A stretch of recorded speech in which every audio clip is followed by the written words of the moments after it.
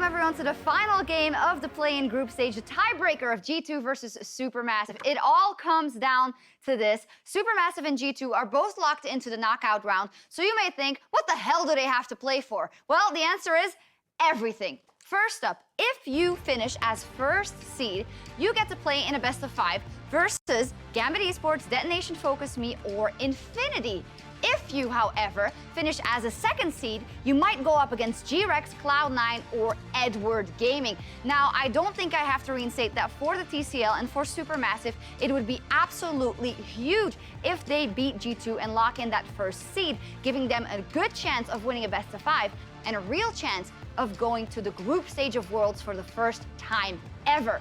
And on the other side, for G2, ending up as second seed in this group would be nothing short of a disappointment. So, it all comes down to this, and I'm gonna ask my analysts to make their final case for either of the teams. Now, I don't know which team they've picked to win.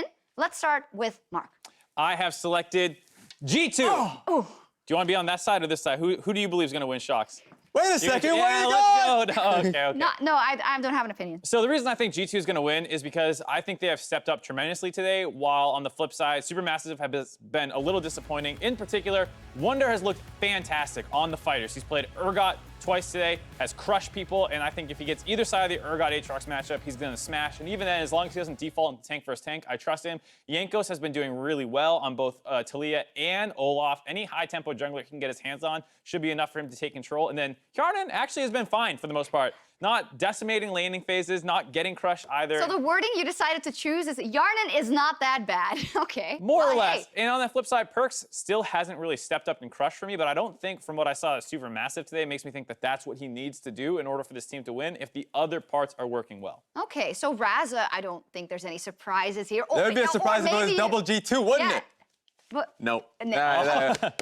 Just as you would expect, it's going to be SuperMassive. Now, I already said this in the cooldown show of yesterday, what I expected. Zeitnot is looking like the best AD carry, most consistent AD carry of play-ins thus far, and he's already tagged with SnowFlower, who's a god, so you're talking about him not being that bad. He's going up against gods right now on the bottom side of the map. And then on top of that, GBM gets counterpick. You already know now, red side is going to be going to SuperMassive. So GBM is going to be well protected. He's going to be well prepared versus Perkz. We already saw what happened in day 1. I think we're going to see a repeat. Your counter argument. I actually don't disagree with that. I think right. Yeah, there we go. Really important. We're good. Hey, one doesn't exclude the other. Like, they could still win with all of this No, working. get that out of my face. All right. What I was going to say is I think if they, I don't know if this is 100% the right thing, but what we were discussing was if they double ban the fighters top Aatrox and Urgot and spend the last ban on Akali, or maybe even leave it up if GBM feels confident enough, I think GBM with the counter pick might neutralize Perkz. And then if they double ban fighters and end up in tank versus tank, I actually don't love G2's chances. But that's assuming that's exactly what SuperMassive does. And remember, this is all under the assumption that the Heimerdinger gets let's go. That's the worry here, because the Heimerdinger is the ultimate neutralizer in the bottom lane. That makes it so it's going to be difficult for SnowFlower and Zeitnot. But in the top side of the map, that makes it so suddenly fabFabulous has neutralized Wonderwear. You put them in a tank v tank matchup, Cho'Gath, Sion, or Ornn. That's what I am expecting. Well, to be completely fair, if we look at all the performances of both Wunder and fabFabulous over all the games, I think you would give it to Wunder no matter what, but not necessarily as much that it could turn a game, or is that wrong? Right, I think if it's Sion versus Ornn, for example, a 10-15 CS lead on Wunder and then just hoping he finds monstrous engages is not exactly what I'm looking forward to as a G2 fan. You want to see him actually getting big CS leads, actually pressuring turrets and stuff like that. And Sion's not exactly that pick. Well, that being said, the one person that I'm really worried about who's performing real well today, Jankos. I was about to bring him up. Yeah, Jankos is a player that, on that Olaf pick, I know we are not saying that to ban it off, and I'm really worried that if he gets back on that pick, he can really pressure Stomaged because he's been having the best of the matchup. well, let me counter that then for you then, and for SuperMassive with, we saw in the first game, not today it wasn't that much of an issue because there were other lanes winning really hard for,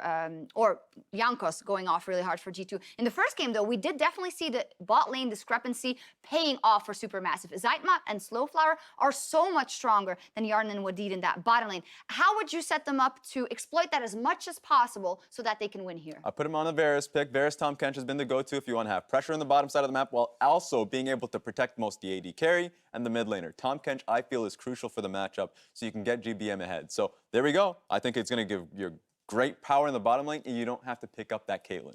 I think as long as Hjarnan makes sure that he picks a reliable team fighter and they go for something that's more defensive, like you said, this Tahm Kench will be left up. If they take it away and they go Tahm Kench Varus, that's a little bit of a problem. But otherwise, if it's Thresh Varus and you can get the Tahm Kench into that, I'm fine with that. I actually think his Alistar is largely fine, again, for Wadid. I know it's not your favorite word when talking about them, but fine is enough to cut it, I think, in this matchup. Well, a lot to look at. I also love that you guys just had to hold that before we got into Champ Select. So much on the line for this one. Can G2 still clinch first seed, or will SuperMassive go into the knockout round as the best team in the group? We'll see. Let's find out and meet our casters for this one, Jankos and Spawn. Good job, guys. Thank you, Shox. This is an insane matchup, to be certain. SuperMassive, I think, undercounted a lot by EU analysts coming into this one, but they have absolutely gone toe-to-toe with G2, and I think if they can do it here, we may just have a bloodbath on our hands, Spawn. Yeah, potentially the case, and I think that they have highlighted kind of the area of the map where they have to win it if you are going to be a SuperMassive fan. It has to be around Zeitnot and SnowFlower. These two guys so far have been so incredibly impressive, and this is the second time internationally that we've been able to say that. And one more time, I feel like if you just round it out with a GBM okay performance, then you're good if you're SuperMassive. You have the ingredients to be able to win this game. Problem is that Jankos, that guy on your screen, is leveling up right now. We've seen him pop off at Worlds before, and I think that right now he would be hyping himself up for a big performance. Absolutely, and Jankos has been such a momentum player. You've seen him in those clutch scenarios struggle when teams like H2K, rosters he was previously on, got down, but now they're coming in hot. They're coming in off of back-to-back wins. G2 has to be feeling good right now, and both of those wins felt like Jankos really stepping up. The Olaf, the Talia, you heard it on the desk, those tempo junglers. If he can get ahead early, Jankos takes control of the game. Certainly does, but I don't think they should be worried about Jankos, because I think that you can control him. I think the man that you can't control if you give him Urgot is Wunder. Wunder's laning phase is very good. It always has been, and if you're able to snowball that into team fights on something like a Bruiser, fabFabulous just cannot go with it. The first time these guys played, they played a tank versus a tank matchup. Wunder still got a couple of CS up, but it didn't really mean all that much because fabFab did his job in the laning phase. Get rid of the Aatrox Urgot skill matchup. It is not going in your favor. You do not have to rely on it. Make sure that you have yourself a team fighting top laner and just continue to try and play towards your strengths. And the thing that scares me is that I don't want to see a position where G2 put Wunder on something that is not a carry top laner. But if SuperMassive are diligent about banning out a lot of those priority picks, is it going to be in the eyes of Grabs that maybe they just put him on the Ornn, the Scion, they put him back in those tanky matchups, because that has not been a good look for G2 in the past. Yeah, it certainly hasn't. I mean, I think that one thing that is unaccounted for is how erratic kind of GBM's champion pool is. You know, he's playing things like Cassiopeia, then he's playing things like Zilean. Historically, he's played kind of the ocean of champions available to mid laners and hasn't really been able to find all that much form in the big moments. So I think that, you know, this is a guy on your screen that we're going to be pretty critical as the game progresses, because if he is able to make it work, I mean, he had a great Zilean performance and was able to shut out the Akali, but then a very poor Cassiopeia performance. And it was pointed out to me backstage by Azale, you know, going for a third item, Spirit Visage, he's going up against triple adaptive helm at that stage of the game, and just wasn't able to really support the rest of his team, needed to be a threat and was kind of a null factor. If Zeitnot had one more person going with him in that game, I think that they would have nearly clawed it back, but it just wasn't the case. Well, you saw a couple of those moments where you think, hey, if GBM had some magic penetration to deal with his MR, or if fabFabulous had made it over that wall next to the Raptor pit, could they have found one of those engages to turn the game in their favor? And while G2 did, yes, win it, and, you know, pretty commandingly so when it came down to it in a few of those final fights, we've seen how close this matchup can be and how much those little factors, like, you know, maybe not the 100% perfect choice for itemization or a slight misstep mechanically, can cost really either one of these teams. Or even a misread on the map position, right? You know, all of a sudden Perkz isn't rotating to a team fight. Do we try and force? Yes, but they didn't all-out force. You know, that's not flashes being burnt. They're trying to E over walls on things like the Aatrox. It wasn't necessarily going in their favor. And I think that, you know, they tried to kind of half-ass a couple of those plays and it just didn't work out for them. So I think that if they really commit, they try and force hard onto the G2 lineup, they try and make them play their game style, that they do have avenues to be able to attack. You cannot let G2 slow the tempo of the game down, force you around the map, use their superior kind of positioning to be able to outmove you. And I just want to see, because I think every single lane has something interesting about it. Do we see SnowFlower once again with a Tom Kench in his hands, where he can make some of those quick map movements across?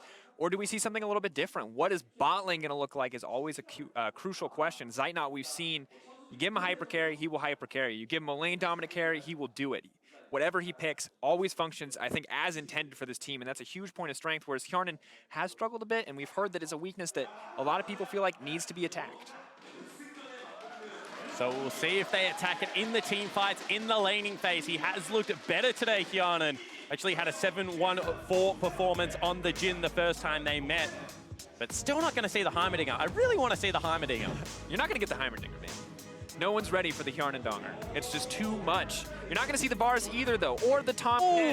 G2 Esports have committed, Spawn. They say, I am sorry, SuperMassive, your bot lane does not get to participate in the way that they want to. You get back on that Caitlyn, you wait for your 3 items, and you'll participate then. Wow. That's real rude. We're sitting here talking up about the bottom lane, how they're going to get some priority picks, they're going to be able to take over this game, and already they just say no. No, Comfort taken off the board, across the board, and now this opens up so many of those power picks in the top lane. SuperMassive cannot ban it really into the way, but if you ban Urgot, you're giving Wunder his Aatrox. That's fine. Did you watch Rift Rivals, Spawn? Wunder kills people on that champion. Grim state to be. Oh, there's just no good answers. But the comfort priority for G2 makes a ton of sense, because now Wunder is going to get one of those top lane carries, and SuperMassive are forced back into the Aatrox Urgot top lane matchup. Maybe they go Aatrox Akali. I mean, that's the potential, right? You try and say, they got the best pick, we get the next 2 best picks. Let's see what we can make work here. They talk so much about holding GBM's counter pick, however, so probably not going to go towards it. What if that counter pick gets banned out? Kai'Sa, prioritized. Braum. What is the option here? Braum, the last of the really top tier kind of defensive melee supports. I think maybe you go with the Braum. Oh, there's a lot to find. And we have to just remember how big the stakes are here, how much a single decision matters in draft, because being a first seed, you're looking at your opposition, things are way easier. You come in as second, you're fighting Cloud9, you're fighting EDG, you're fighting G-Rex. No one wants to be in that spot. Ooh, utility, the option for SuperMassive, replicating some of what they'd get from the Varus, having a reliable engage, but now G2 can take the Braum, make it more difficult for Ashe to find those priority targets with the arrow. Also, as a Blade of the Ring Ruin King user, has a very good laning phase, heavy bully, has good setup for ganks if they want to try and attack Hjarnan. Not to mention that Ashe, if you get on top of her, which they will be able to do if they take a Rakan, can get blown up, but if you dodge out on CC, does have very high DPS, given the fact that the way her crit interacts with her passive. Yeah, in the 2 seconds you looked away to make that point, they did lock in Akali as well, Spawn. Yeah. And it feels like we're set up for another explosive game. Can GBM do it one more time? Does he just take the Zillion here? I mean, you have Zillion, you have Galio, you have many ways to be able to shut down this pick. So I don't think you necessarily have to panic. I once again think that you just go towards the Braum and just allow them to have some form of stability in the bottom lane. A lot of potential there, too. Very easy for a jungler to come to that lane with concussive blows and the Ashe slow, so maybe more pressure on Stomaged. And now we enter the second phase, and you have to assume SuperMassive are going to take the Xayah off the board, just make that combo a little less lethal on the bottom side. And if they ban the Jhin, too, it puts Wunder, not Wunder, but Hjarnan, rather, in a position where he has to play a hyper carry again. I think you ban the Kai'Sa, actually, just because if they're going to go on an all-out dive comp, maybe something like a Nocturne comes out, and they're just like, we're going to rush the backline, given the fact that they've got an Ashe. The Kai'Sa therefore can't go with them. And I think that Kai'Sa's greatest strength is, yes, she's a hyper carry, but her mobility in team fights, the invisibility, also with the ultimate being able to dart around, makes her very elusive, very hard to track. Someone like an Aatrox really is just a sitting duck to be devoured by that 80 carry. So would like to see them get away from it. Hjarnan has had a couple of okay performances. See if you can replicate that here. Xayah banning, and now SuperMassive taking their time on the second ban. The only reason you wouldn't ban Kai'Sa here is because of range. But they do ban it. But I was going to say the one argument is that Ashe is going to significantly outrange Kai'Sa and can try and just bully the lane. However, obviously they don't think the trade-off is worth. Sandra now taken away. SuperMassive get the first pick as to what they want to go for here in the second phase. Galio, one of the remaining solid options into the Akali if they want to give it to GBM. Also puts GBM in a position where he bears a little bit less of the damage burden for the team. And you can go Galio here, just given the fact that you know what the solo laners are, so you're not going to get surprised with a counter pick. And it will allow you to hide Stomaged jungler. And we haven't seen a jungler come out yet. Jankos has been performing very well today. And I think that you do want to have the flexibility of being able to go scaling versus scaling or try and avoid some early game aggression. So we'll see exactly what the pick is here for Jankos. You know, it's a squishy-ish lineup. Wunder obviously going to be quite tanky as he gets towards his stone plate. But in the mid game, certainly more bruiser heavy going to come out of him. So we'll see whether Jankos has to fill that void. Hjarnan, though, back on utility as most of the carry options have been taken off. Doesn't want to opt for something like the Tristana. Instead, settles for a little bit more engage option, a little bit more safe damage in a team fight with that curtain call in the form of Jhin. And G2 put Jankos right back onto that Talia. It looks like Olaf is going to be the priority, something a little bit more reliable from Jankos as far as we've seen. Yeah, all right. And all of a sudden, you know, you can open up some picks. Wouldn't hate to see a Gragas coming out here. Has got the ability to get into the backline. You know, I also think that there might be some merit towards a Nocturne to try and shut down some of the big engages that are going to come out. And I think that the team fighting comp is going to be there for SuperMassive, regardless of the case of which of the two they go for. And the pressure is going to be on G2 to be able to accelerate the top side of the map while keeping Hjarnan, Wadid in a situation where they still have that utility to play out the team fight. And the early game feels like it's going to count so much for both these teams, especially for Jankos, as we see the composition now rounded out with the Gragas. What does Stomaged have to do in the early game here, Spawn? I do think if you remove nameplates right now and just gave this draft to two different teams, the red side team would be happy. So I think that SuperMassive have done a very good job of setting up some pretty clear win conditions. I think that Stomaged's job right now is to be able to guarantee topside vision. If Wunder gets himself an advantage, there is going to be a lot of trouble. Spawn. That's a Akali in the top lane for Wunder. 20 seconds mean there's no time to swap, and you have to remember that G2 has two carry threats. This time, Perkz gonna take a little bit more of a backseat, get that favorable matchup in the mid lane against GBM. The Urgot so oppressive against tankier choices, and Wunder on the top side.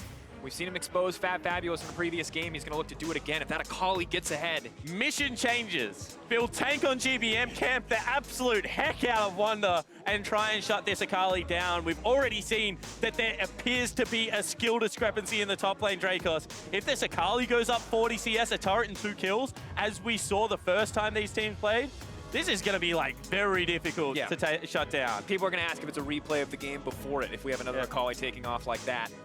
Everything on the line for both these teams. They have both made it through into the next stage, but first seed and second seed critical to finding success, to making it further in the 2018 World Championship.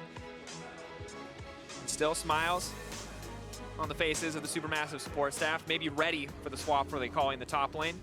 And now, Spawn, the final game of the day, the final game of the play-in group stage. Here we go, G2 versus SuperMassive. Who will reign supreme?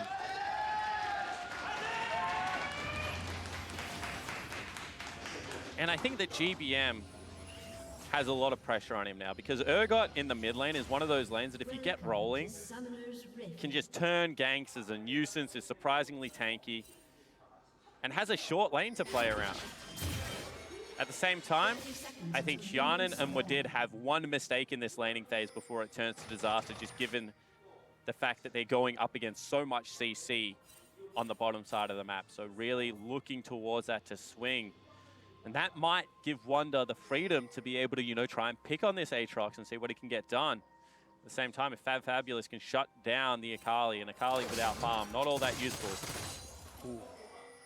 That's an annoying ability. Yes, yes it is. Good old Purge. That quick 3 auto attacks to cut through wards doesn't do a ton of damage to champions without the shotgun lengths, but of course lets them shred through the ward, deny a bit of vision on a SuperMassive. They place one more. Now Hjarnan not quite so fortunate. The Jhin pretty hard capped on the attack speed. And Perkz in the mid lane, you gotta respect that. Final game, a lot of stakes on him. He's still spamming emotes. He's still ready to go. But I think this shows how much G2 values the first seed. You know, this is probably a curveball that you're hoping that you can save for a best of 5. But not going to be the case now. They have to burn it, you know, in this tiebreaker game versus SuperMassive. But it's one of those things that, you know, they would have loved to have been able to keep this trap card for later on in the Worlds Tournament.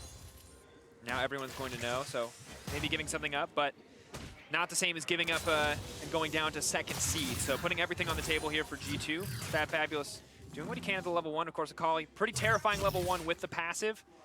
but Aatrox just as respectable with the 3 stacks of that Q. Apparently fabFabulous disagrees because he's not even challenging for the laning phase. Doesn't even want to do it. Doesn't want anywhere near it, but Wadid gets tagged up. Nothing really going to be happening in this bottom lane.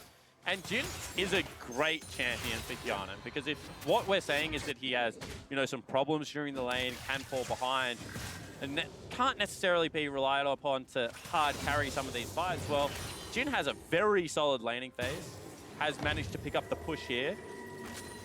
Actually, a very nice scout coming out of Zeitnot, spots out exactly where Jankos is and checks a couple of the camps as well. But we saw that he was able to navigate the lane quite successfully with it earlier today, and also was a meaningful contributor into the late game team fight. So I like the fact that this is something G2 is now starting to lean upon. I wonder if it's something that teams will eventually start to look at. Limit the utility options. Gragas, though, here on the bottom side. Walking forward, level 3 is there. The heal already being burned. The movement speed, the flash traded there. Wadid now going to look to leap out to safety, but he gets stunned up before he can do anything. Flash and dash out. TP burned. SuperMassive going to back off without a kill, but a lot of summoners taken down there. Yeah, big TP uses there out of Perkz. Obviously still thinks that he can win the laning phase without having to rely on it, but double summoner spells burnt from Hjarnan, as well as a flash from Wadid, is going to be a big deal, because we already mentioned, you know, there's so much CC that's going to come out of Stomaged and SnowFlower, so if they ever have to push up to the turret again, it's not going to be easy to avoid. They really want to capitalize on that as well. Now they're going to land a bit of a taunt here, continue to trade with Perkz, but so difficult, because you can see Gragas falling a bit behind in the CS department. That gank does cost him a little bit overall. Will do what he can to catch up to the level 4 of Jankos. Of course, backing for those boots early on, the Predator is going to be clutch, especially in this tanky mid lane matchup where both targets are going to struggle to get out in some of those games. Yeah, absolutely. At the same time, if I could trade, you know, 40 seconds worth of time for 3 summoner spells on the bottom side of the map, I'd probably make that trade a lot of the time. So I think Stomaged did go for the right call. But it's just something you have to keep your eye on, because we saw earlier that even though Ascension were able to pick up kills versus this G2 lineup, they weren't necessarily able to keep up in the gold department. They weren't able to translate any of it into CS advantages, into turret advantages, and G2 just kept eking them out in that situation. So you don't want something similar to happen here if you are SuperMassive. Jankos now invading on the camp here. GBM is available and there. Stomaged is going to take that one away. Jankos still threatening though, still posturing. He can't commit. He sees that there's no mana in the pool of the mid laner, so wants to threaten, wants to get a greater advantage in the jungle and limit what Stomaged can do. Yeah, got none of the camps, however. Stomaged able to pick everything up there. Potentially going to be a dive on the cards if they are able to get the Akali level 6, but certainly not there at the moment, so Jankos might just have to go towards farming. fabFabulous taking a lot there. Krugs in his line, and now Gragas on the bottom side though. Pretty happy with exchange, but level 6, as you mentioned, is going to be a critical point. If Akali hits it before the Aatrox. Oh, they're actually rotating up Perkz. This is a very nice map movement. They know that GBM is late to the play, and fabFabulous still no toward that push. Now trying to dash to safety. Perkz, the disdain, not quite going to connect, trying to pull him back, trying to bring him under the tower. Perkz hitting level 6, gonna back off, and first blood now dropping. SuperMassive desperate to find a response. TP's being burned. GBM here on the bottom side. Hasn't got 6 though. Wunder is though.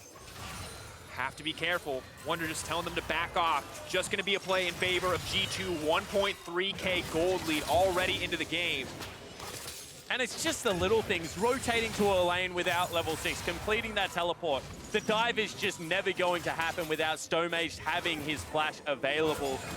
On the flip side, you see already a 15 CS lead generated for Perkz. He's going to have his teleport back up and available for the next one of those plays, and SuperMassive just losing touch with this early game.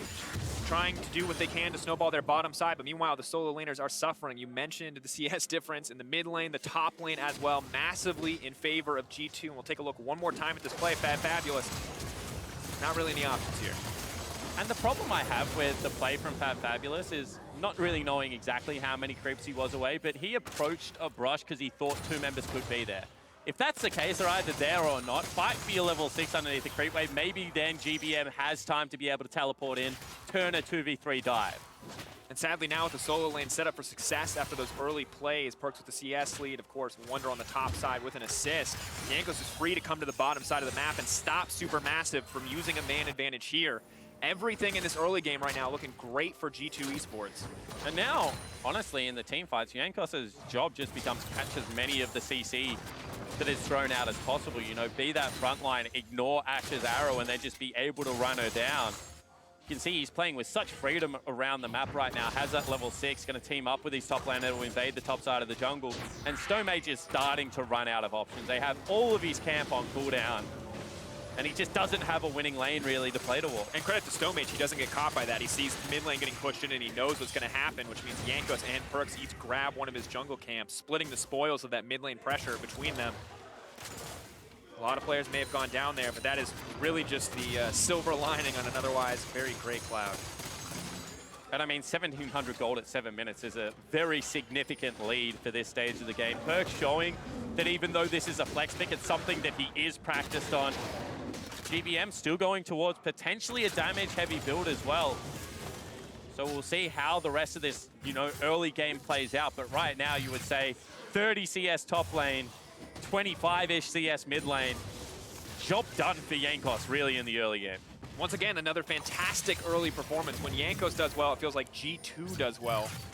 Continues to be the case, and Wunder, I think unsurprisingly, continuing to extend this lead. fabFabulous just knows he can't really approach to trade with the Akali. Missing the 5-point strike, though, does give him a bit of comfort. We check in at the other lanes. Bot lane in the favor of G2 now. They're finally able to get push pressure.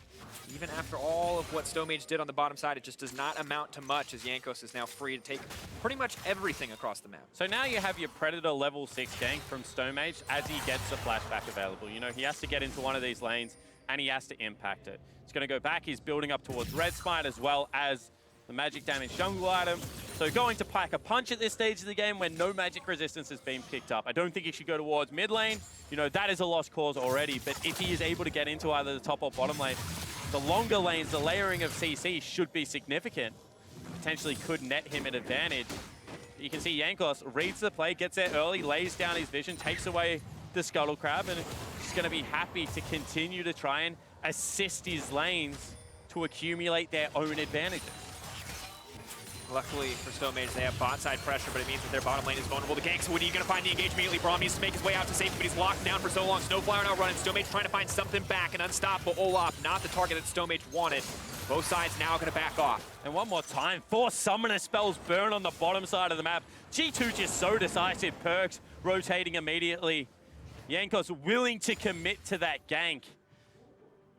And one more time, they're just attacking the strong point with their jungler and allowing, you know, their solo lanes, their strength on G2 to exploit their own advantages. The way they built it up is a fantastic look for G2. It's all about how can SuperMassive come back now. You talked about the level 6, the window, the opportunity. Jankos spotted it out, as you mentioned, and now we're looking for what else can remain. Where will G2 misstep? Will they get overconfident with all these leads on the laners? Because now the play is so risky, right? You have no flash heal, exhaust or flash in the bottom lane. They actually might look for a play onto Perkz here. Nope, not going to be the case.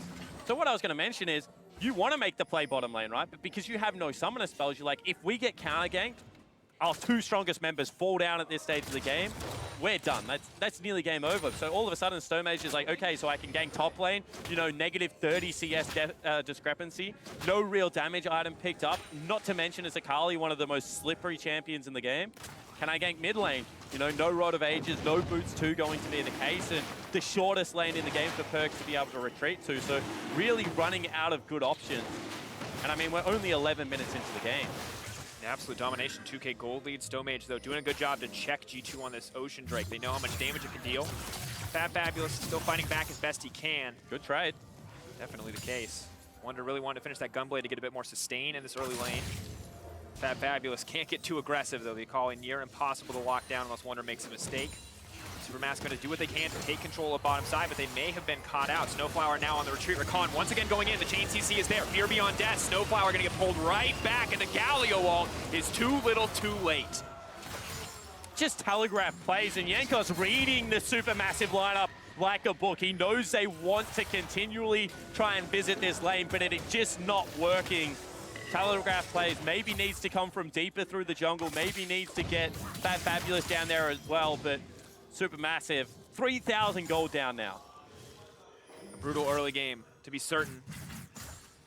fabFabulous at least finally comfortable do a little bit up against Wunder. But always nervous about the potential for an all-in, and G2 taking their prize. The Ocean Drake going to fall in their favor. Lovely for a Jhin, and Urgot, and an Olaf to have. Lessen that dependency on the blue buff.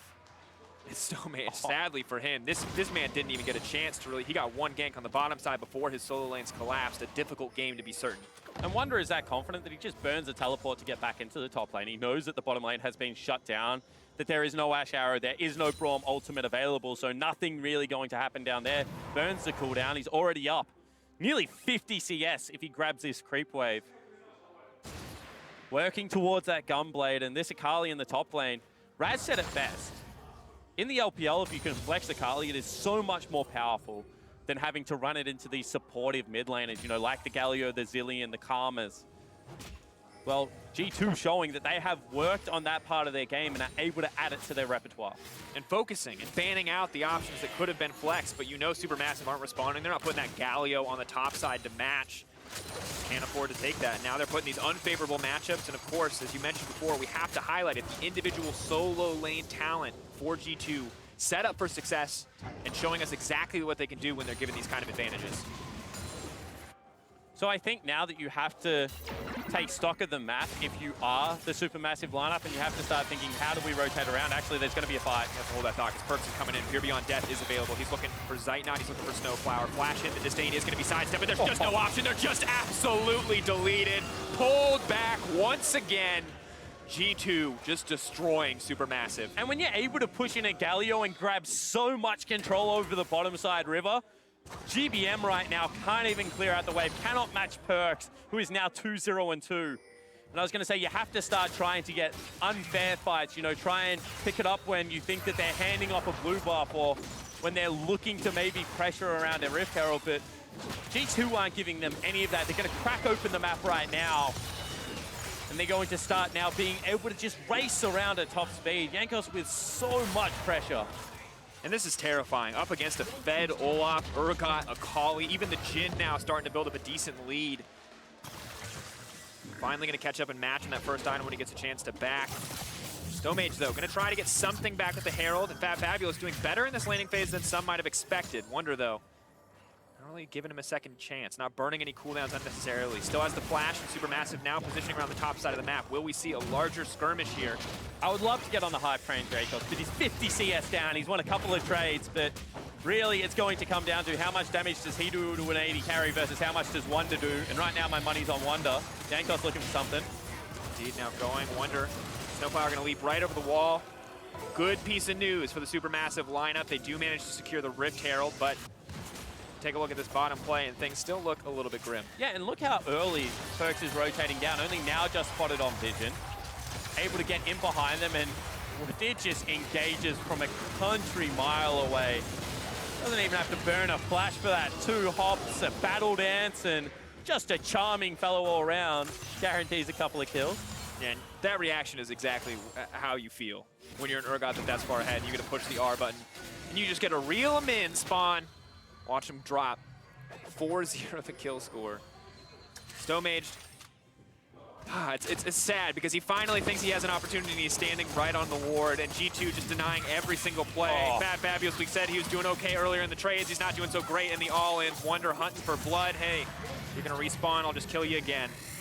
2 times fabFabulous going to drop here up against Wunder. Perkz coming in just in case he needs him, but that's the solo kill for the top laner of G2. Certainly was. You could see Perkz was like, give me the kill. Wunder said, go back to your lane, take a turret or something right now. This one's on me. And the whole G2 lineup really looks like they're coming together. They want another fight. Somebody trying to get something. He's not even getting a chance to push a button. There's too much damage. Now SnowFlower just running for his life. Zeitnot's got an Olaf in his face. Jankos, though, on the retreat. Perkz on the backside. In comes the Galio. It buys them a brief respite, but not nearly enough. Retreating there as that play turns against them. And they're 7,000 gold up at 16 minutes into the game. The difference in day 1 to day 2 of these group stages for so many of these teams is just night and day. For G2, they were caught off guard. They said they didn't feel like they had the best read on the meta. Well, right now it seems like they have tidied up all of those mistakes. And this is the G2 that teams were afraid of, that were like, do not get this team in our group because they can do damage. As an organization, have been able to do it before. And when you look at this G2 draft, it's not surprising to see them be successful if you are a G2 faithful, because so many comfort picks are coming out. Wadid, legendary on engaged champions. Hjarnan at best when on these utility options outside of course, the Heimerdinger. Perkz. He's pretty utility. Yeah. Of course, Wunder and Perkz on their respective carry options. Urgot, a little bit more of a bruiser, but Jankos on the Olaf as well. Everything seems slated for success for G2 in the draft. It's a similar story for SuperMassive. They got a lot of options, but it just feels like G2 taking away so many of those comfort picks has just crippled what SuperMassive want to do. And I think they just had a really good read on what the bottom lane wanted to do, and the bottom lane had to kind of go to the second tier of that. Wunder now could come under some fire. They decide maybe he can 2v1, so let's not go for it. Because, you know, when you want to play Varus, Tahm, Kench, you know, that's what the analyst desk was saying is the ideal lane right now for SuperMassive to be able to take. Ashe Braum is literally just the second tier down of that. You know, both defensive supports, both utility catch-heavy mages that have good laning phases. But even the bottom lane of G2 right now, up 20 CS, and they've had a ton of help, don't get me wrong, but that's what it is, just rotating around in a team game. Wunder may just get caught out here. Nice dash out, though, just burning those cooldowns to make it to safety, and a lot of resources committed from SuperMassive in the mid lane. He also stopped the Herald and didn't burn a flag. So just showing the strength of Akali there with a mini stun, with the ability to then dance back into a shroud and get out over the top. Good fun. You know, there's the give him an inch and they'll take a mile. Well, SuperMassive are not even getting an inch. That must have been a misplay. I think so. You have to assume he's got like sweeper. Yeah, I feel like he just wanted to sweep out in case she went into the shroud, and it's unfortunate. You can't afford those small mistakes. They compound over the course of the game, and it's... And that's what happens when you're under pressure, when you feel like you're continually on the back foot, when you're playing the game on their terms. You think you have a catch, you think you have the right play, all of a sudden you've stunned yourself for a couple of seconds. Shelly's trying to make her way out of the void. Put the genie back in the lamp. Not allowed to come free to try to give a greater advantage to the side of SuperMassive. An 8K gold lead for G2 spawn, double ocean, everything going in their favor. The Rift Herald even taken away from the opposition. Feels like we had an incredible upsets early in the day, but we have had an immense number of one-sided games. Teams really, when the pressure is on here in the play-in stage, showing us their best form. And I think that's an important part to highlight at Worlds, is that you're going to get in these high-pressure situations, and some teams historically have been able to stay the course. You know, the Gen G/Samsung, that weren't necessarily all that dominant in Korea, but when it came to the world stage, were able to consistently rise to the occasion. Pressure did not seem to impact them. Then you have historically, you know, like the LGD, EDG of examples of the opposite of that. So domestically dominant, touted as, you know, the career slayers back then and not able to replicate similar feats. I have to say that Nerves are playing a big impact on this, and being able to consistently replicate your best play or close to it is an important skill, and right now looks like G2 is able to do that. Now fabFabulous is just trying to make his way out. Wunder, is he going to go for the retreat here? He knows Gragas is coming. He sees the Predator icon. I don't know if Stomaged wants this.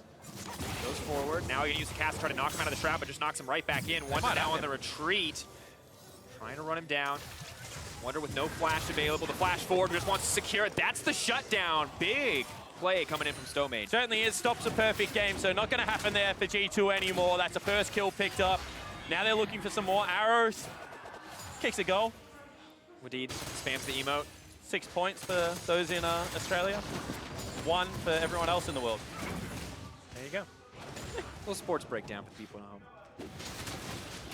But that's what they have to be able to do. They have to be able to attack a side lane. Now this is hopefully going to lead to a fabFabulous turret. He can start getting a little bit more control. No, doesn't want it.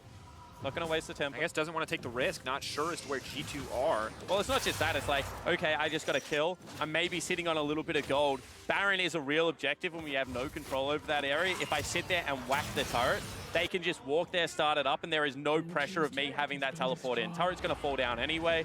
So let me go back, get my shop, you know, reset the map, and get a quicker redeploy than what I would have been able to do if I just sat down there and took the extra wave. Yeah, lose out a bit on the local gold, but overall just a safer play to make. And we've already said it, SuperMassive can't really afford to make any more mistakes. They're at the threshold here with G2 where, you know, a couple picks leads to a Baron almost guaranteed for G2, and that's very easy closeout from there. Not a ton of wave clear options on the side of SuperMassive. They don't have a control mage in the mid lane. They have this Galio. The Ashe can do a little bit, but we'll find their backs against the wall quite quickly. Something goes south here. For now, they're trying to focus on taking out Jankos. Unstoppable as he is going to retreat, but it is an ulti traded for an ulti there. And I like that if you're able to burn Jankos' ultimate, that means if a team fight does start up and you're able to stun the Olaf at the start of it, you might be able to get something. That's the arrow. Going into the middle of the team, just wants to get the fight started off, getting a little bit impatient here, and he's going to get knocked back to the middle of everyone. Now fabFabulous coming in, GBM looking for the block. Wadid says, I do not want this, and is going to back out, goes right back in. And now fabFabulous is on the hunt, wants to take him down. He's going to flash out to safety. Big overstep from Perkz. Ooh, Wadid now has to run, tries to sidestep in, and is just going to get dunked by fabFabulous. And all of a sudden, SuperMassive saying, we can take a couple of fights. That was just Perkz going crazy aggressive for no reason. Sped into the lineup, 1v5 style, and gets shut down. And that's just a reset on the map. Anytime that you can grab just farming up a little bit more when you have a fantastic team fight comp, is going to be appreciated. And Akali, whether it's top or mid, has the same problems in those team fights. Perkz just goes soloed here. Paying the iron price for this play. Yeah, it certainly was. Wadid on the side is kind of pinging that he's on his way, wasn't able to get into the fight. And then you can say Perkz says, I'm dead, don't try and save me. And Wadid says, no, I think I got you. I don't got you. And then he says, okay, I think I'm out. And he says, I'm not out. Oh, and now it just continues. Jankos may be the one caught out. Zeitnot wants to get this play off, but Perkz is still in the backline. The flash over the wall from Zeitnot. Hjarnan now on the retreat. Perkz into the middle of the entire team. 3 members locked up. Wunder's looking to clean house. 2 stopwatches immediately used. GBM needs to make it out. The quick taunt. Stomaged trying to get it to safety. Zeitnot still alive. He wants to kill Wunder. They're slowly peeling back, but here comes the curtain call. Zeitnot dead in the eyes of Hjarnan, but they will not find it on the retreat. Zeitnot just wants to get something, but G2 are simply too far ahead. He's running. He's trying, but it will not matter. He will drop in the face of G2. Hjarnan grabs SnowFlower, and the fight is won. Yeah, and where I'm from, that's just called a gold lead team fight. You could see that the whole of the G2 lineup, one at a time, trickle in, just run at their counterparts. But they're just too tanky. They are too far ahead. And now they turn their eyes towards the Baron. A desperate attempt spawn, and it looked good for SuperMassive, but they do not have the stats to go toe-to-toe with G2. That may have been the last-ditch effort, and it did not work in their favor. G2 eyes on the Baron. This will go down all but uncontested. However, a TP comes into the side. Can't do a lot here. GBM, what is he doing? Getting locked up, chain CC down. He just wanted to try to find a way back in the game, but it's not going to happen. The sacrificial lamb just running in to die. Hjarnan grabs another one. Baron drops for G2. Certainly does. They're going to go for the reset. That death out of GBM not going to cost them all that much. As we take another look at this team fight, remember, Jankos still has ultimate, still is quite safe on the back end, burns the flash over the wall, but without Jankos, this is kind of a 4v5. Wunder, one more time, very squishy. Gets chunked out, still gets some good damage down, but then you just see Perkz walk into everyone, and he's just not taking damage. They can't do anything to him. Zeitnot doesn't even want to hit him, and 5 versus 3 is always going to be a tough team fight. SnowFlower kind of goes for the hero play, but it's not going to work, and as I said, this weird crab of death just marches forward into the play. That's a spaghetti western crab of death, sir. That is the high noon skin. And Wadid, you can see a smile on his face because he sees them. He knows that they won the play. And the reason that they can play that team fight and come out so far ahead, even if there's some small mistakes, even if SuperMassive are playing well, is the gold lead that they built up from that early game, from Jankos snowballing those solo lanes, setting them up for success, and that transferring to the rest of the map. G2 look nigh unstoppable right now. 10K in the lead, Spawn. And the worst situation is when you cannot answer 2 waves of your 1-3-1, because that means that your only option is to force mid. And once again, this team comp, even though it probably excels in the 1-3-1, doesn't necessarily have bad team fighting either. So G2 have multiple avenues to be able to close out this game. You can see right now that they are sticking to opening up the map and just protecting their AD carry with their jungler and support. And really, SuperMassive are going to have to make a play in the next couple of minutes, otherwise their base is going to be broken. I would like to see it actually be made onto Perkz, because he seems to be the one member of the G2 lineup that will play up in your face and maybe a bit disrespectfully. Here it goes. Perkz now debating, but Wunder sees the second multiple members are committed. The second Perkz spots that out. Wunder pushes in for the side of the tower. That Shroud's going to keep him safe. SuperMassive don't know where to go. They're being pushed and pulled across the map beautifully by G2. It's going to take an incredibly confident engage on a lone member of G2, maybe the 3 in the middle if they can find it, from SuperMassive to bring this one back. and they just haven't pulled the trigger. And this cannon is just going to open up the base. There's nothing fabFabulous can do against it. So now their window for a play is even smaller, because if it does not work immediately, Wunder just takes everything. Breaking the inhibitor spawn. We need to see it. SuperMassive. Get second seed or die trying. That has to be the attitude. They need to get something done here, but Wunder just does so much damage to fabFabulous. Jankos breaking in the top side, and it looks like G2 are not giving a single opportunity over to the side of SuperMassive. They've just starved him out. They've played it so calmly, so collected. You know, they look for an engage, all of a sudden Hjarnan forcing them back, and just nothing they can do. Current call used just to keep those two members safe. Snare not going to connect, but Hjarnan is now pushing in this wave. Perkz is ready on the flank. Wunder is here as well. Ultimate off of cooldown. Will they go for the dive, or will they just let this cannon minion slowly chip away? And SuperMassive, can you find an opening? Perkz ready to walk into your backline at a moment's notice. This is disastrous, and fabFabulous looking for an individual play, looking to keep Wunder away while the rest of the team can go to work, but it's just not going to happen. And G2 can actually just recall, because they just took 5 turrets worth of gold. They're fine with how that play just worked out. They're going to be able to go back, you know, top off the item builds, make sure that they're exerting every amount of pressure onto them. One more inhibitor left up and available, and they'll just march 2 waves of super creeps in every lane into the base. And you have stopwatches on the Akali, on the Jhin. You can't pick those members off. You have a QSS on the Jhin as well. You've got a Medjai's on the Akali too. G2 taking the item victory lap at this point, knowing that the next team fight for them is easy. Miraculous execution, maybe some missteps as well is what it would take for SuperMassive to come out on top in the next fight. G2 no doubt set to close out the game. 15K gold lead. This would take a Cloud9-esque team fight coming out of SuperMassive for them to be able to turn this. They do have some of the tools, but the items just aren't there. They're going to be relying so much of the kit of the champions. And the Ashe is not a Kai'Sa. That is not, you give her enough time, she can work through any lineup, but she's not going to get enough time. The defensive itemization just there to keep Zeitnot alive is not going to give them the damage they need to cut through the more vulnerable, or the tankier members rather, of G2. Desperation stand now. Final inhibitor in the eyes of Hjarnan. Pushing forward, using Perkz as the body block, the wall. Wunder can find a Perkz is way. so tanky. He has like 3 tank items at this stage, and you can see that they're now looking for the fight. Wunder now trying to walk his way into the back line. High set on Zeitnot. They know he's the big damage source. Wunder now pulled back in the middle. Team Chain CC locked up. Galio going to try to find the re-engage, but there's the Zhonya's. The final fight breaks out. fabFabulous trying to keep Perkz away from the carry lineup, but Hjarnan on a rampage. GBM untouched, but Wunder does not care. He goes in for Zeitnot. He wants to reset it. He wants to delete that Ashe, and he's going to get it. Easy clean outs for G2. The massive gold lead, insurmountable for SuperMassive, and G2 Esports will take first seed in their group. And in the end, they do it very convincingly, Jankos. They shake off the day 1 jitters and are able to very handedly close out SuperMassive.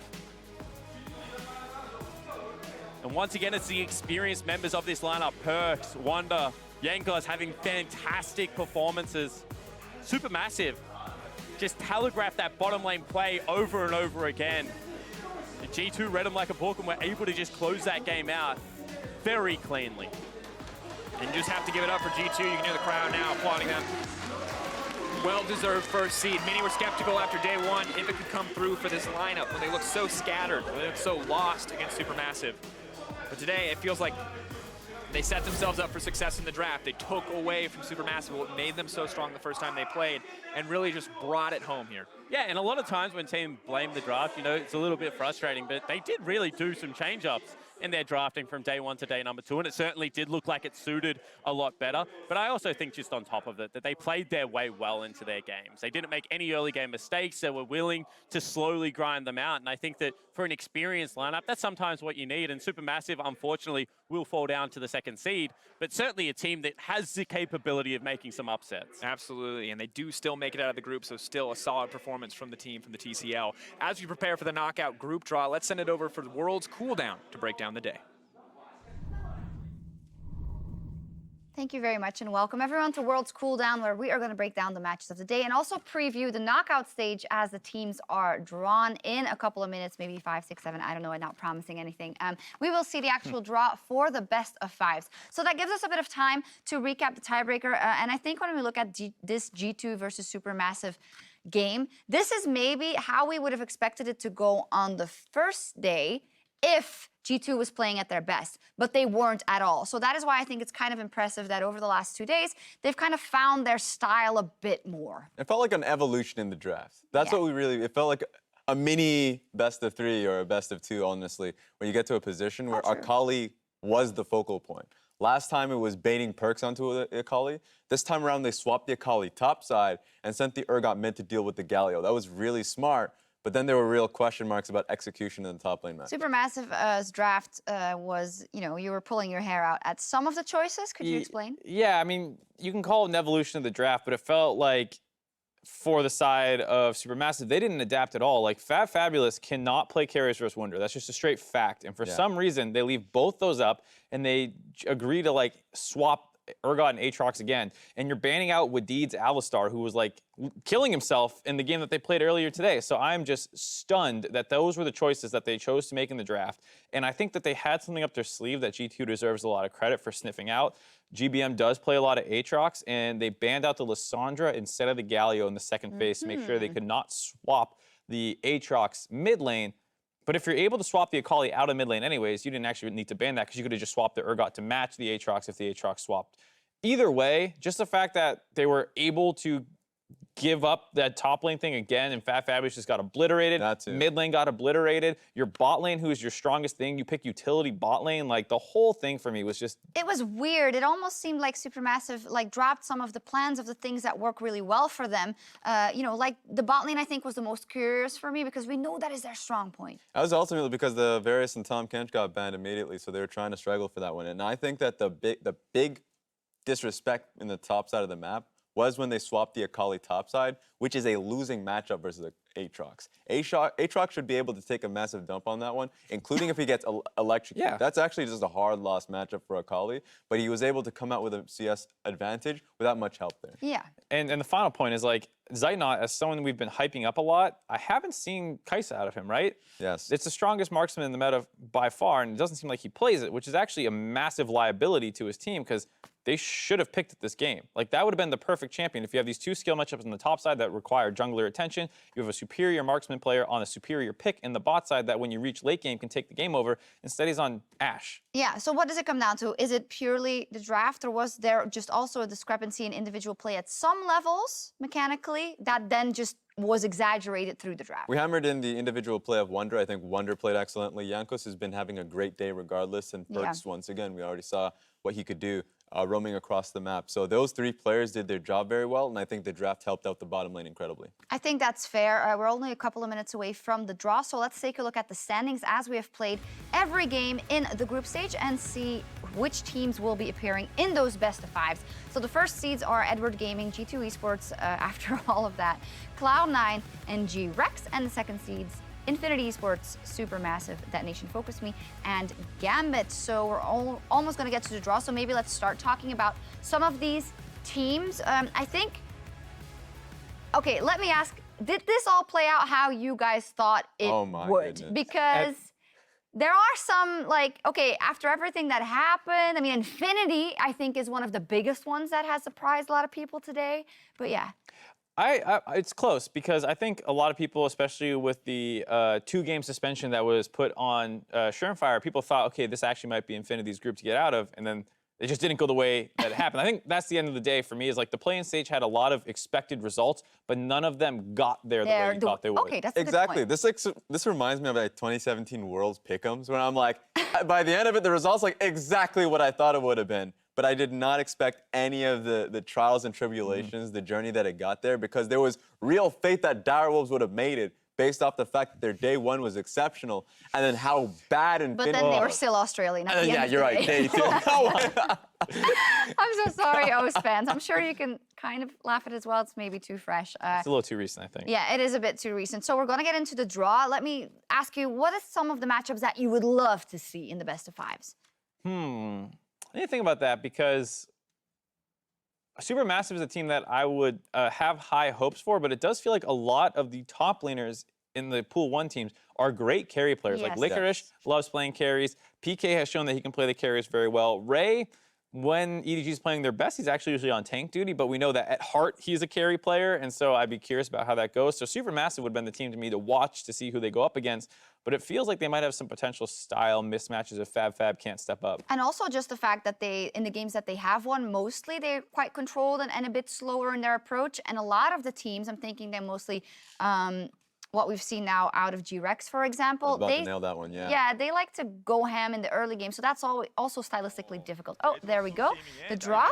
So there we'll see who EDG will draw. I believe it's Iboy. I can't really see. I think it looks like Iboy. Yeah, 100% it's Iboy. Let's see what we get out of him. There we go. So they will directly draw their opponents, and it is Detonation Focus Me going up against EDG. So how this will work is all the first seeds will draw the teams that they will play in the best of 5. Of course, they cannot play a team that comes out of their own group, so EDG would not be able to play Infinity, but instead they get Detonation Focus Me. A very unlucky draw for Detonation Focus Me that they get the best team out of the Seed 1's field. So, and we were very hyped for them. Yeah, so the fact that they got out of the group stage into the knockout stage is incredible for them. They are super emotional out of that one, but this is a big task for them. I believe so as well. You know, we were hyping them. They've had some good moments, but EDG is just a very, experienced organization. They've been around the block and they have some strong individual talent. I would love to see how Evie can deal with Ray in the top lane. Yeah. For me, that's the marquee matchup. Perhaps Steel versus Haro / Clearlove, that could do it, but here comes... There's your boy, Licorice. Yeah, I'm Who's he surprised they gonna shot draw? him out of all people. No sneaky, no No, Jensen. is it going to be SuperMassive? Is it going to be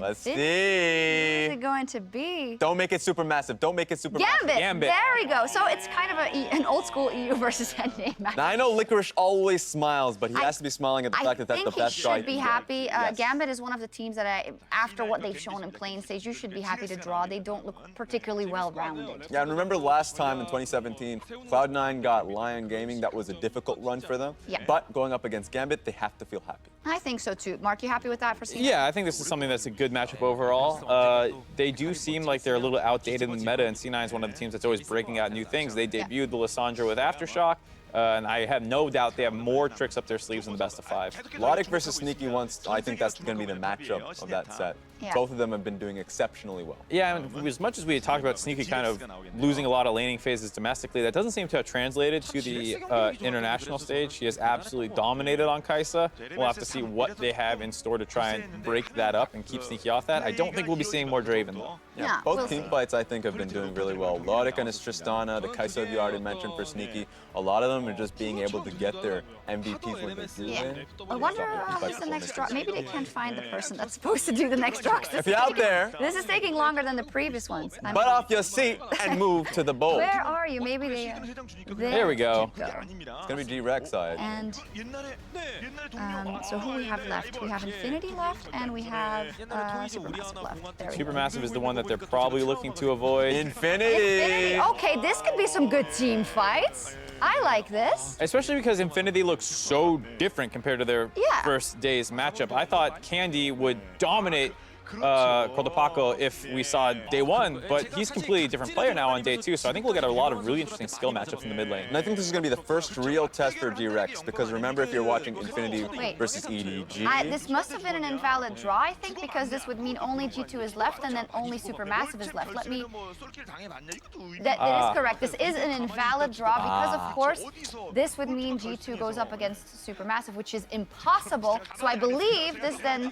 I don't know if this now automatically becomes SuperMassive. We'll wait and we'll get reset in just That's why it took so long to get him on stage for the draw, because they didn't need to do it anymore. There were 2 B teams left. Exactly. They didn't need to draw. So we just flipped them then, I guess. It will be G-Rex up versus SuperMassive, and G2 goes up against... Help me, who's the last team left? Infinity? Infinity. versus Yeah, we just Infinity. did it. Yeah. There we go. That's actually the matchup I wanted to see, which was SuperMassive versus G-Rex, because I wanted to see G-Rex get challenged. Yeah. Remember in the Gauntlet run, they made that run through the LMS. They came out Okay. in what was seen as The the reset? weakest group. Is that versus Toys, by Gambit. the way? He's coming right back out. Awesome. So, There's only one There's only ball. one ball this time. Yeah, What? What is this? Raz, come on. Okay. I cannot believe he drew up the scripted. Supermassive. It's scripted. How did it? Okay. Well, I hope everyone now knows that it's live because otherwise we would just cut that out. So the first draw wasn't valid. This one is in fact valid. Supermassive versus G-Rex. But to make my point very clear, I think this is going to be the most impressive matchup. I think G-Rex, remember, making the run through Gauntlet, that was what people were judging them based off of, being a third-seeded LMS team going up against Gambit and Chaos Latin Gamers. This is where you start to respect G-Rex a lot because they are great individual players, but team fighters, that's where you get tested on if you're going up against Supermassive. We'll get to talk a bit more about it in a second, so that does mean that G2 goes up against Infinity, which could also be interesting. I'm just a bit giggling at how the mishap happened. Sometimes you think things through so much when you could have just not drawn, but still. Oh, he still has to go for Jankos. Ceremony, of course. Let's make sure that everything is in order. Jankos is like, oh, well, what am I drawing? I just want to see him. I want to see the shocked face, the mild shock. Maybe there's like the wrong team in now. No, okay, there we go. Infinity, everything is correct, and he's smiling. He's very happy. I mean, Solid Snake Jankos is a good matchup, though. Yeah. 100%. After what we saw today, Solid Snake put on a monstrous carrier performance, and Jankos does play a lot of early game junglers, but they're mostly in service of his laners to get them ahead, whereas what we saw out of Solid Snake was more about getting himself ahead, but while still working, obviously, with Cotopaco a lot.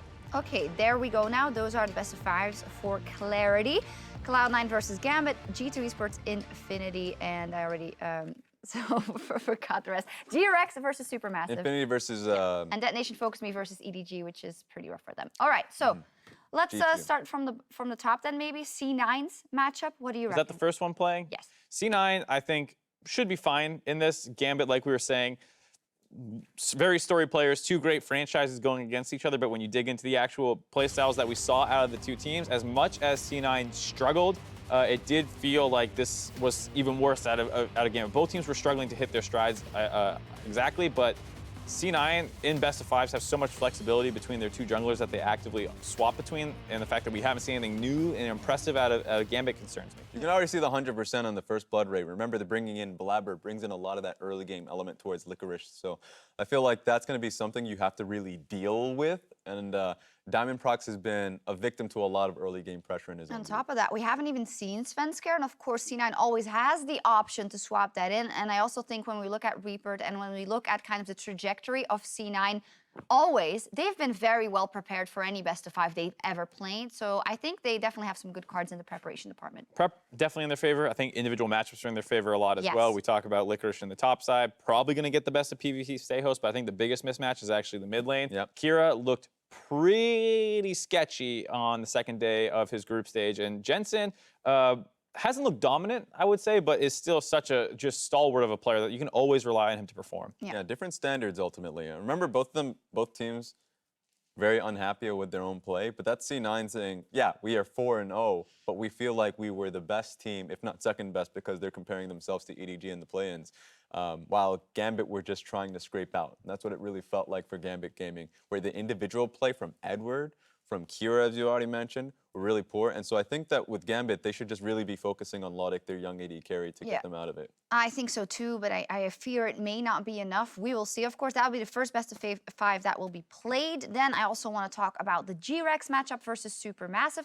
Raz, I know you're pretty hyped about that one. We already touched on the fact that stylistically, it may be quite difficult with an aggressive early game G-Rex versus a calmer Supermassive. And what we saw from Supermassive was actually them getting picked apart early on in the laning phase. If you look towards the mid lane and the top lane for Supermassive, both of them had really large faults in laning.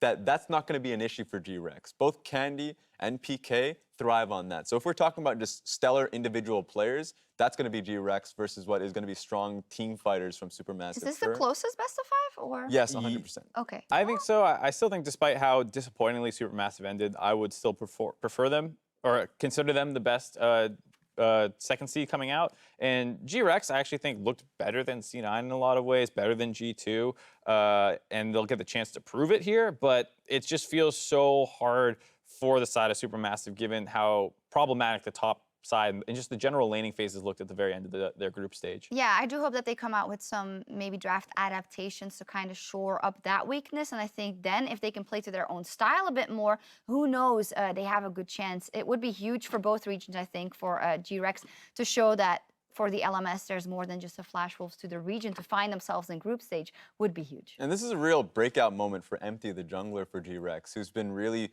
having a stellar performance. He's You talked love about him. I know, Canadian brother. I got respect for him. So a lot of him, you know, he's been getting the interviews out. He's been being able to get some breath. Remember, he hasn't had much of experience with the team because they've been rotating between Raze and Bebe in the regular season. And when he's come out, he's been very strong, supporting Candy quite a bit, where that's where the attention is going to be pulled in this match. Are you going to bring up that he seemed that he wanted to be on some NA team? Yeah, I was gonna bring that up. This is a great tryout. You know, go out there, it. show what you've got. TSM, leave him alone. Snatch him up if he looks good. I don't know what his contract status is. He might not be available for 2019, but I mean, he looks really, really good. You talk about the fact that he can speak multiple languages, means he would integrate well onto a lot of North American teams. So I'm sure everyone has their eye on him, but that's a long way down the road. For now, he's just got to worry about the task in front of him. We'll see, and maybe SuperMassive can surprise us. I don't think. I think the issue here is that we have recency bias of that last game was really in favor of G2, but I think there's more to SuperMassive. Hopefully, they can give us a competitive best of 5. We're going to talk about EDG in just a second, but for more context, before the knockout draw,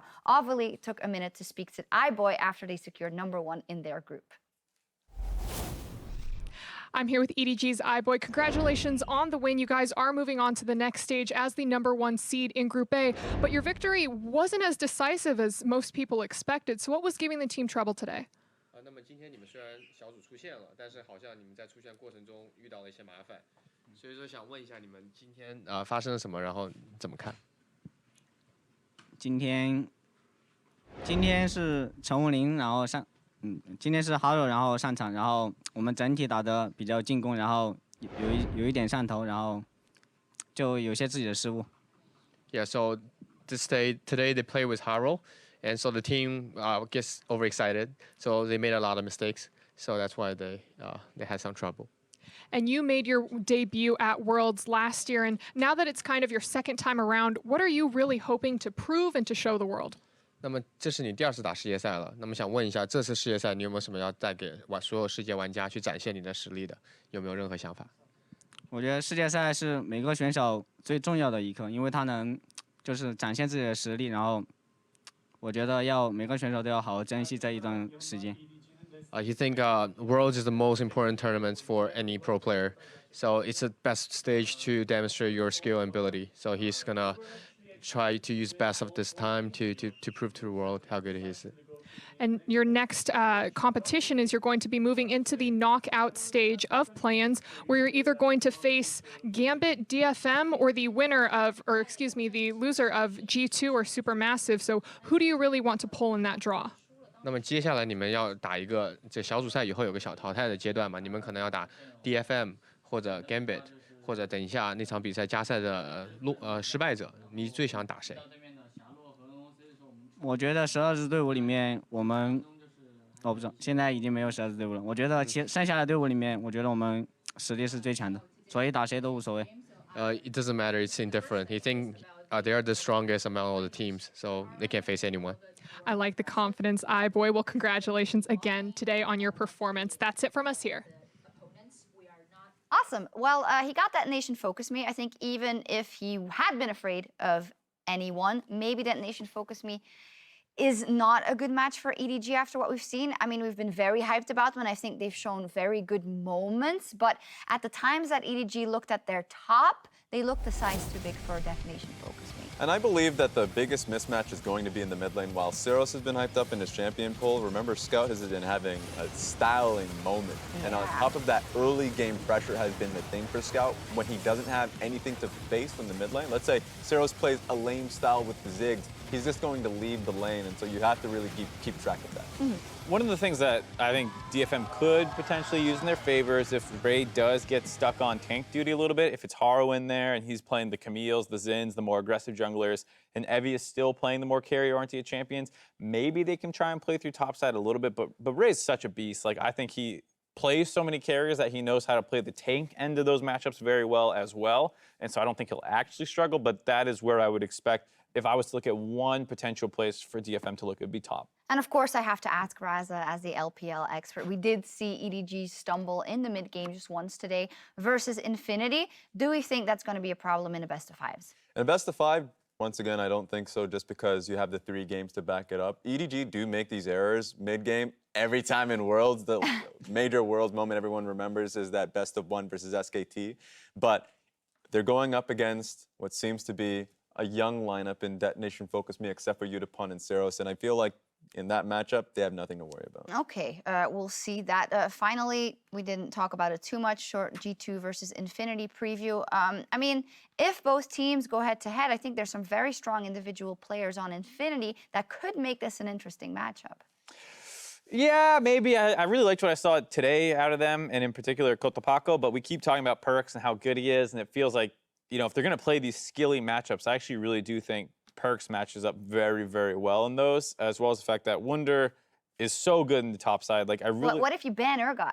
Or I mean, Akali? like, that's what I want to see, because on Sion, the team looks substantially worse, and then for some reason, people haven't tried to do that. Yeah. So I Who knows? hope to see Infinity maybe take that approach. And speaking of Sion, whenever it comes to Infinity, we don't get a chance to talk about Relic all too often, the top laner, who had a beast. Yeah, beasting Sion game, honestly. He was that much closer to get it, you know, if Cotopaco wasn't the Aurelia just dashing here and there. So I would say that for this matchup, I'd of course give it to G2, but you still have to watch out for the mid lane, top lane, and I know the bottom lane has been a real core weakness of G2, so just looking at the Rookie of the Year, Renyu, and Arsa could be a difference. Okay, I definitely hope that we get some upsets in the games, and I'm sure that with some preparation, the teams that we are pitting as the underdogs might have a good showing. We'll have to see, but as we lock up today, that's not how you say that, right? As we kind of finish up today, let's also review the MasterCard players of the game. From the tiebreaker, the player of the game was Perkz versus SuperMassive, and then the others today, we had Jankos from G2, Cotopaco, as said for Infinity, GBM, Solid Snake also on that second Infinity win, Wunder, and Scout.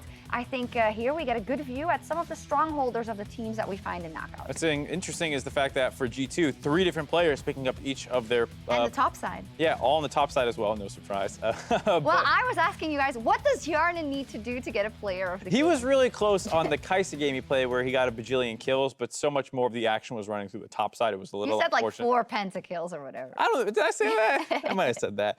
But it bodes well for them, the fact Yes. that everyone had picked one up, and especially at that last game, showing a lot of draft flexibility with like your 2 solo laners who can play so many different champions. What I loved about that, remember the player of the games for the entirety of the day, both Infinity and G2 will be going up against each other anyways. Yeah. And it was just jungle mid versus jungle top. Yep. Wunder Jankos versus Solid Snake and Cotopaco. I feel like that's going to be the mainstay.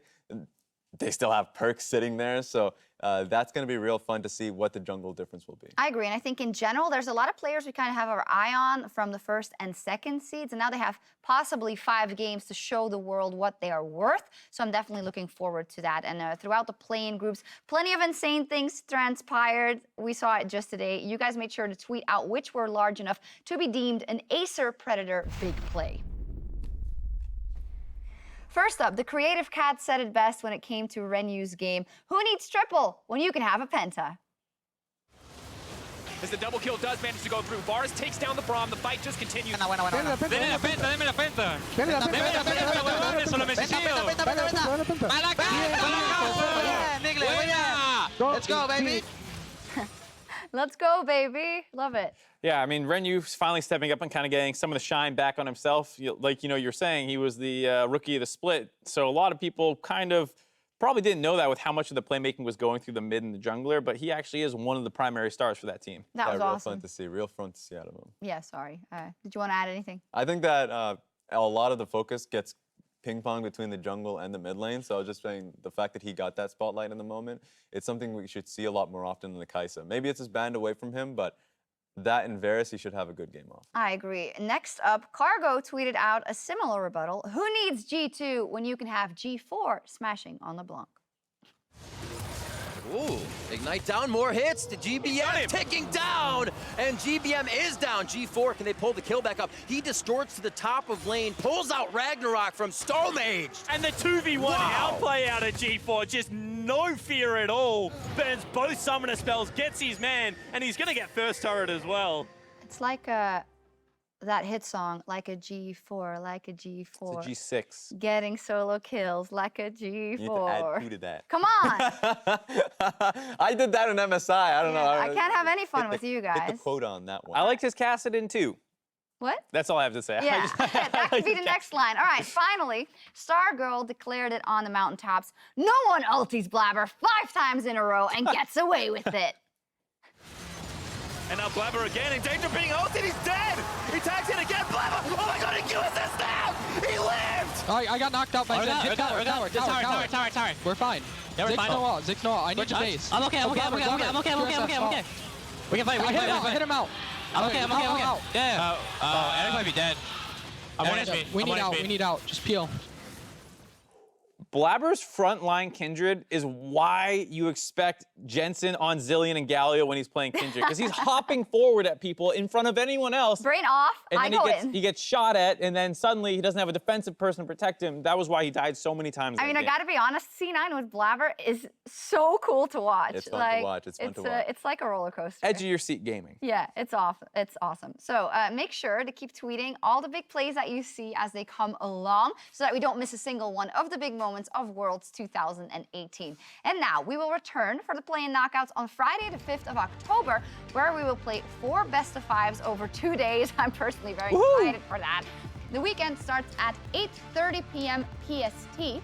That is 5:30 a.m. CEST, with Worlds Countdown, which leads to our first match pitting Cloud9 against Gambit, followed by EDG versus DFM. And then G2 Esports versus Infinity with G-Rex versus Support. So there'll be a lot of action. There'll possibly be 10 games. Can I get a woohoo? Yeehaw! Okay. No, It's a typical day at the LPL. I'm just ready for it. I'm just going in for the action. so we're about to go into the best of 5s in a couple of days. Can I get a final thought of kind of a takeaway of the group stage? Raz? A lot of one thing that I wanted to say, because, you know, coming off of the G4 thing, it goes to show that there are so many regions to watch out. You will miss a lot of them because there's a lot of plays, but there are some great players out there. So it's great for the players like Tearwolf, like G4, that gets an opportunity to show their stuff out in the world. So that's my little tidbit, and just the great players. Inspirational. What are you gonna do, Marksy? You gonna just flame someone? I hate it. No, I'm kidding. Let me get the fire extinguisher. No, you don't need it. I was going to say, despite the outcome where all the #1 pool 1 seeds going to the group stage 1, and even if all of them win their best of 5s, I think it would really be a disservice to just look at the outcome, because so many players stepped up, like you're saying, and so many teams made this so interesting to watch, because we thought EDG lost, like, oh my God. Yeah. We thought G2 might not get out. C9 looked suspect and almost lost to the LGL representatives in Detonation. So, so much stuff happened. And I think if you just looked at all the pool 1 seeds won, you will have missed out on a great number of games. I completely agree. It's been great, and it's only going to get better, and that's going to do it from us here. And for myself, the casters, the entire broadcast crew, thank you so much for watching, and we'll see you for the play-in knockouts.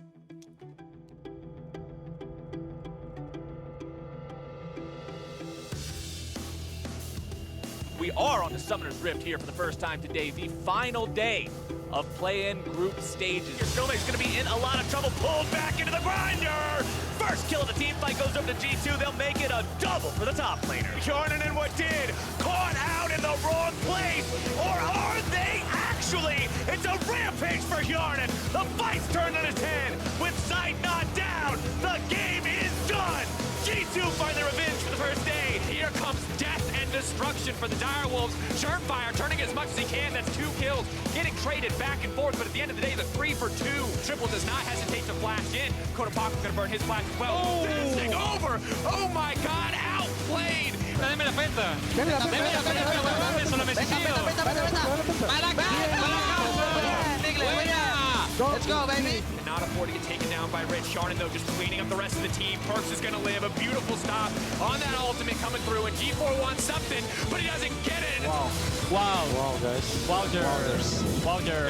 Time to take our shoes home again. Is iBoy going to pursue any further? Scout leaping in the middle of the team. iBoy is there as well. They're just looking to clean up, but they're the mix. Like good messy melee. Double kill dropping for Scout. is going to be taken almost down, but not quite yet. Stomaged grabbing that kill with the Dragon Lance, as now Ascension are still looking to run down the rest of SuperMassive. They're going to be interrupted by the Hextech ultimatum. Galio ulti coming in now as well. GBM looking to find a massive taunt. He's killing everybody. Ascension Esports is on the run. No flash. If it TPs, I can check. Nice. Nice whip. G2 are simply too far ahead. He's running, he's trying, but it will not matter. He will drop in the face of G2. Here, he goes in for Zeitnot. He wants to reset it. He wants to delete that Ashe, and he's gonna get it. AD carry's already been taken down. The damage goes through, and now Mako might be in some trouble here himself. Solar Flare coming out, not gonna find the mark. Oh, the enemy AD carry, a double kill over now to the side of Infinity Esports. Arce's in the back line. Infinity needs to finish the rest of them off. Mako's gonna be taken low. Scout's gonna be taken low. Shut down over to Corner Paco. More damage coming through. You gotta be kidding me!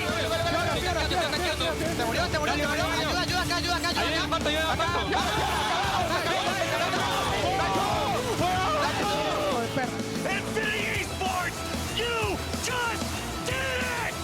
Let's send things over to the State Farm Analyst Desk.